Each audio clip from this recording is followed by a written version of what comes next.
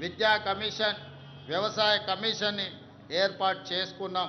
సమాచార హక్కు కమిషనర్లను, లోకాయుక్త, హెచ్ఆర్సీ కమిషన్లను ఏర్పాటు చేసుకొని వ్యవస్థలను స్వతంత్రంగా పనిచేసేలా చర్యలు తీసుకున్నాం.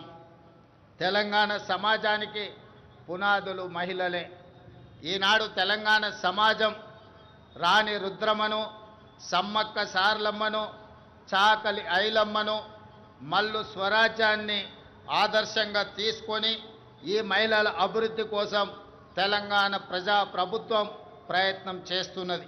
అందుకే 1 కోటి మంది ఆడబిడ్డలను కోటీశ్వరులుగా చేయాలనే ఉక్కు సంకల్పంతో ప్రజా ప్రభుత్వం ముందుకు వెళ్తున్నది.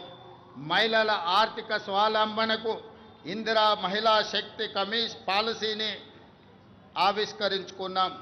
మహిళలను పారిశ్రామికవేత్తలుగా తీర్చిదిద్దే లక్ష్యంతో తొలి ఏడాదిలోనే 21,000 కోట్ల సున్నా వడ్డీ రుణాలను మహిళలకు పంపిణీ చేశాం. పాఠశాలల్లో మౌలిక వసతులను కల్పించేందుకు పనులను అమ్మ ఆదర్శ కమిటీలకు